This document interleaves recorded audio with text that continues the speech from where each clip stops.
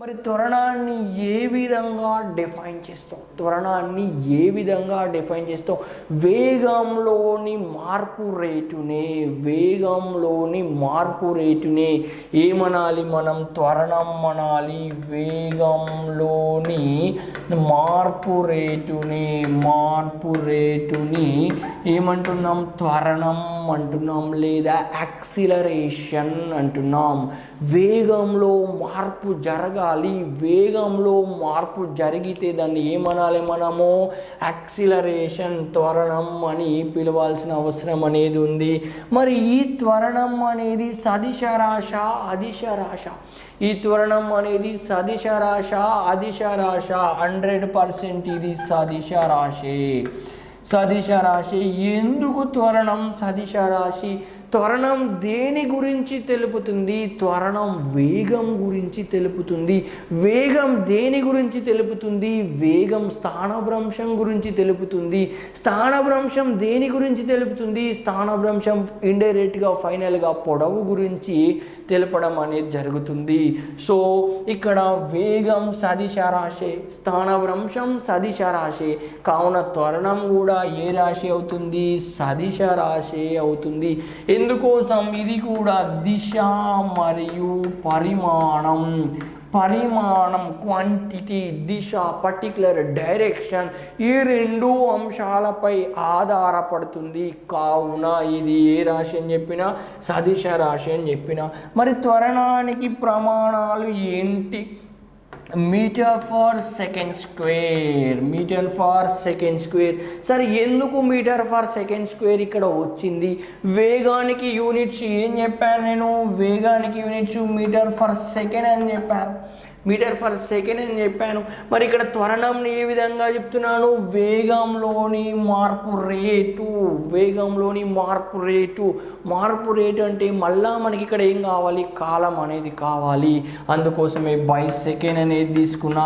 ఈ సెకండ్ ఇక్కడికి వెళ్తే ఏమవుతుంది? మల్టిప్లై చేస్తుంది. మల్టిప్లై చేయడం వల్ల మనకి ఏమవుతుంది? మీటర్ ఫర్ సెకండ్ స్క్వేర్ అనేది కావడం అనేది జరుగుతుంది. వేగంలోని మార్పు రేటునే మనం ఏమంటున్నాం? త్వరణం అంటున్నాం. మరి త్వరణాన్ని మనం 3 రకాలుగా సింపుల్గా డివైడ్ చేయొచ్చు. మన కన్వీనియంట్ కోసం డివైడ్ చేయొచ్చు. ఫస్ట్ ఏంటంటే సమత్వరణం. సమత్వరణం. 2 ధనత్వరణం. అదేవిధంగా 3 రుణత్వరణంగా తీసుకోవచ్చు. సమత్వరణం, ధనత్వరణం మరియు రుణత్వరణంగా తీసుకునే అవకాశం అనేది ఉంది. మరి ఇక్కడ సమత్వరణం గురించి ఎక్స్ప్లెయిన్ చేసే కంటే ముందు నేను సమచలనం, అసమచలనం అనే విషయాలను క్లియర్ చేస్తా. అది క్లియర్గా మనకు అర్థమైతేనే ఈ సమత్వరణం అనే విషయం అనేది మనకు అర్థమవుతుంది. ఏమంటున్న చలనంని మనము సమచలనం మరియు అసమచలనం అంటాం. సమచలనం మరియు అసమచలనం అని అంటాం. మరి సమచలనం అంటే ఏంటి? సమాన కాలాలలో సమాన దూరాలు ప్రయాణిస్తే దాన్ని సమచలనం అంటాం. అంటే ప్రతి 100 మీటర్లు ప్రయాణించడానికి నీకు 10 నిమిషాల సమయమే పడితే, అంటే ప్రతి 10 నిమిషాలలో 100 మీటర్లే ప్రయాణిస్తే దాన్ని మనం ఏమనాలి? సమచలనంలో ఉన్నట్లు. ఫస్ట్ 10 నిమిషాలలో 100 మీటర్లు, నెక్స్ట్ 10 నిమిషాల్లో 100 మీటర్లు, నెక్స్ట్ 10 నిమిషాల్లో 100 మీటర్లు, నెక్స్ట్ 10 నిమిషాల్లో 100 మీటర్లు. సమాన కాలాలలో సమాన దూరాలు ప్రయాణిస్తే, దాన్ని ఏమంటున్నాం? సమచలనం అంటున్నాం. కంపల్సరీ. ఫర్ ఎగ్జాంపుల్, నువ్వు కరీంనగర్ నుంచి హైదరాబాద్ వెళ్తే నీ కారు ప్రతి గంటకు 60 కిలోమీటర్లు, మళ్ళో గంటకు 60 కిలోమీటర్లు, మళ్ళో గంటకు 60 కిలోమీటర్లు ఎగ్జాక్ట్లీ పోయితే దాన్ని ఏ చలనంలో ఉన్నట్లు? సమచలనంలో ఉన్నదని చెప్తావు. మరి అసమచలనం అంటే ఏంటి? సమాన కాలాలలో అసమాన దూరాలు. ఇక్కడ చెప్తున్నా, సమాన కాలాలు అసమాన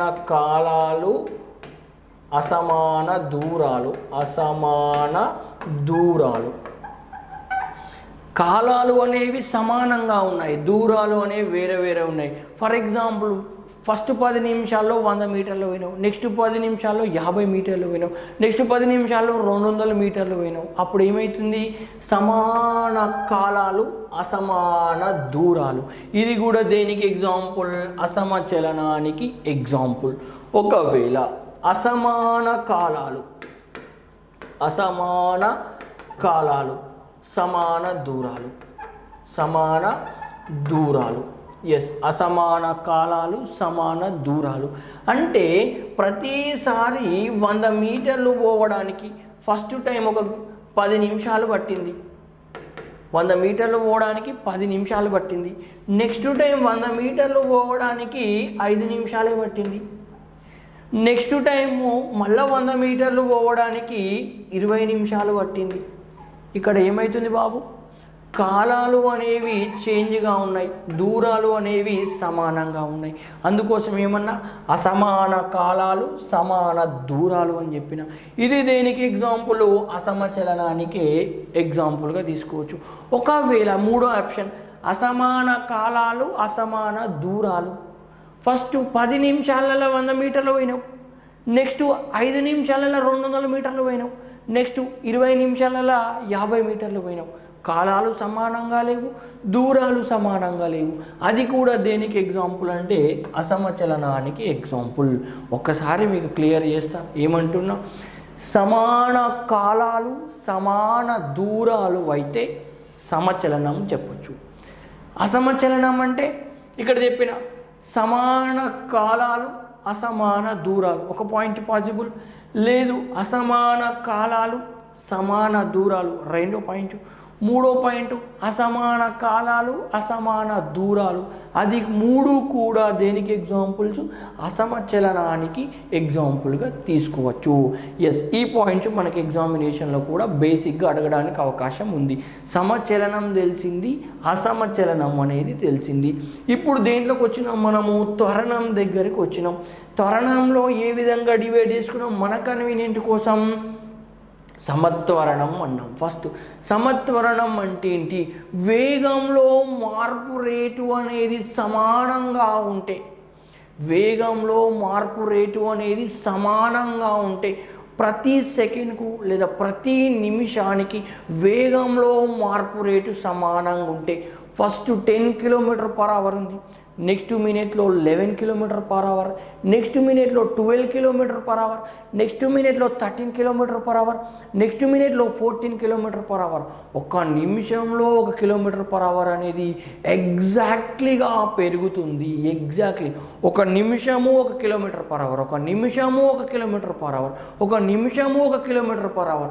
ఇట్లా సమాన కాలాలు సమానంగా వేగంలో మార్పు జరిగితే దాన్ని ఏమంటున్నాం? నేను సమత్వరణంగా చెప్తున్నా. ఒకవేళ ఎగ్జామ్ పాయింట్ ఆఫ్ వ్యూలో ఇట్లా అడిగితే నువ్వు కన్ఫ్యూజ్ కాకుండా ఉండాలని మన కన్వీనియంట్ కోసం దీన్ని నేను ఏ విధంగా డివైడ్ చేశాను. ఫర్ ఎగ్జాంపుల్ ఒకటేసారి ఫస్ట్ నిమిషంలో 5 km/h వేగం పెరిగింది, నెక్స్ట్ మినిట్లో 10 km/h వేగంలో పెరిగింది. ఇది సమత్వరణం అవుతుందా? సమత్వరణం అవుతుందా? సమత్వరణం కాదు. సమత్వరణం అనేది కాదు. సమత్వరణం అంటే సమాన కాలాలలో వేగంలో మార్పు రేటు కూడా ఏ విధంగా ఉండాలి? సమానంగా ఉండాలి. దాన్ని మనం ఏమంటున్నాం బాబు? సమత్వరణం అంటున్నాం. ఓకే, ఈ టాపిక్ కాకుండా మ్యాక్సిమం మనకి ఈ రెండు టాపిక్స్ మోస్ట్ ఇంపార్టెంట్. ధనత్వరణం అంటే ఏంటి? రుణత్వరణం అంటే ఏంటి? వేగంలో మార్పు రేటు పెరిగితే, వేగంలో మార్పు రేటు పెరిగితే దానిని ఏమనాలి? ధనత్వరణం అనాలి. నువ్వు కార్ని స్టార్ట్ చేసినావు, కారు స్టార్ట్ అయినాక వెళ్తున్నా కొద్ది వేగంలో మార్పు రేట్ ఏమైంది? క్రమేపీ పెరుగుతూ పోయింది. 0 km/h నుంచి 10 km/h అయింది, 10 km/h నుంచి 20 km/h అయింది, 20 km/h నుంచి 50 km/h అయింది, 50 km/h నుంచి 100 km/h అనేది క్రమేపీ పెరుగుతూ అయింది. వేగంలో మార్పు రేటు అనేది పెరుగుకుంటా వెళ్తే అదని ఏమనాలి? మనము ధనత్వరణం అనాలి. ఏమనాలి? ధనత్వరణం అనాలి. మరి ధనత్వరణానికి సంబంధించిన ఎగ్జాంపుల్స్ని మన నిజ జీవితంలో ఎక్కడ గమనిస్తాం? రైల్వే స్టేషన్ను వదిలి వెళ్తున్న రైలు రైల్వే స్టేషన్ను వదిలి వెళ్తున్న రైలు ఎప్పుడైతే రైల్వే స్టేషన్ను వదిలి వెళ్తుందో ఆ రైలు యొక్క త్వరణం ఏ విధంగా ఉంటుంది? ధన త్వరణంలో ఉంటుంది. ఏ విధంగా ఉంటుంది? ధన త్వరణంలో ఉంటుంది. ఇనిషియల్ స్టేజ్లో నెమ్మదిగా ఉండి క్రమేపీ రైలు యొక్క వేగం ఏమవుతుంది? పెరుగుతూ వెళ్తుంది. సో ఇది దేనికి ఎగ్జాంపుల్? ధన త్వరణానికి ఎగ్జాంపుల్. ఎగ్జామినేషన్లో నీకు క్వశ్చన్ ఈ విధంగా ఇవ్వచ్చు. రన్వే పైన ప్రయాణిస్తున్న విమానము, రన్వేను వదిలి వెళ్తున్న విమానము, అప్పుడు అది ఏ త్వరణానికి ఎగ్జాంపుల్? ధన త్వరణానికి ఎగ్జాంపుల్. వేగంలో మార్పు రేటు ఏమైంది? పెరుగుతుంది. రైలే కావచ్చు, విమానమే కావచ్చు, కారే కావచ్చు, ఏదైనా కానీ వేగంలో మార్పు రేటు పెరుగుతుంది. సమంగా పెరుగుతుందా, అసమంగా పెరుగుతుందా మనకు అనవసరం. వేగంలో మార్పు రేటు క్రమేపీ పెరిగితే దాన్ని ధన త్వరణం అనాలి. బెస్ట్ ఎగ్జాంపుల్స్ మనకు అందరికీ ఈజీగా గుర్తుండాలంటే రైల్వే స్టేషన్ను వదిలి వెళ్తున్న రైలు త్వరణం ధన త్వరణానికి ఎగ్జాంపుల్స్. ఎయిర్పోర్ట్ రన్వేను వదిలి వెళ్తున్న విమానం ధన త్వరణానికి ఎగ్జాంపుల్స్. ఎస్, మరి రుణత్వరణం అంటే ఏంటి బాబు? వేగంలో మార్పు రేటు క్రమేపీ తగ్గుతూ వస్తే, వేగంలో మార్పు రేటు అనేది క్రమేపీ తగ్గుకుంటూ వస్తే దాన్ని మనం ఏమనాలి? రుణత్వరణం అనాలి. వేగంలో మార్పు రేటు క్రమేపీ తగ్గుతూ వస్తుంది అంటే అది ఏ త్వరణంలో ఉంది? రుణత్వరణంలో ఉంది. రుణత్వరణంలో ఉంది. ఆ విషయాన్ని కూడా మనం గుర్తుపెట్టుకోవాలి. బెస్ట్ ఎగ్జాంపుల్ ఏంటి? రైల్వే స్టేషన్ను సమీపిస్తున్న రైలు ఎప్పుడైతే రైల్వే స్టేషన్ దగ్గరకు వస్తుందో, ప్లాట్ఫామ్ దగ్గరకు వస్తుందో, రైలు యొక్క వేగం క్రమేపీ ఏమవుతుంది?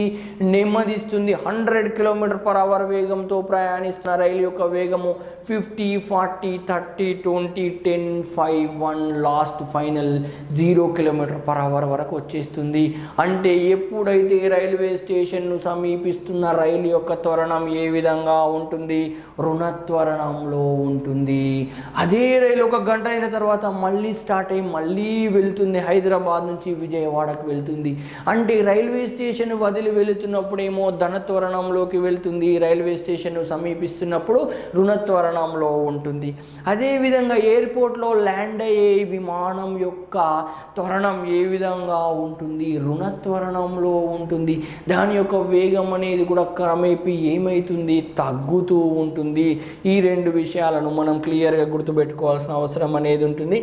మరొకసారి, త్వరణం అంటే వేగంలోని మార్పు రేటును త్వరణం అంటున్నాం. దానికి units metre per second square.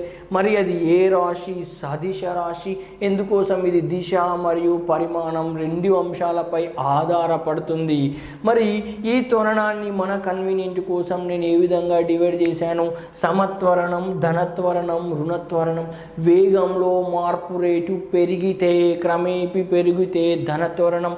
వేగంలో మార్పు రేటు క్రమేపీ తగ్గితే రుణత్వరణం. ఒకవేళ వేగంలో మార్పు రేటు సమంగా పెరుగుతుంది, సమాన కాలాలు సమానంగా వేగంలో మార్పు రేటు జరిగితే దాన్ని మనం ఏ విధంగా చెప్తున్నాం? సమత్వరణంగా చెప్పవచ్చు. సో ఇవన్నీ కూడా బేసిక్ అంశాలు. దేనికి సంబంధించి? త్వరణానికి సంబంధించి బేసిక్ అంశాలు. నెక్స్ట్ కాన్సెప్ట్ రేఖీయ ద్రవ్య వేగం. రేఖీయ ద్రవ్య వేగం, లీనియర్ మూమెంట్. మరి రేఖీయ ద్రవ్య వేగాన్ని ఏ విధంగా డిఫైన్ చేస్తాం? ఒక్కసారి మనం ఇక్కడ గమనిస్తే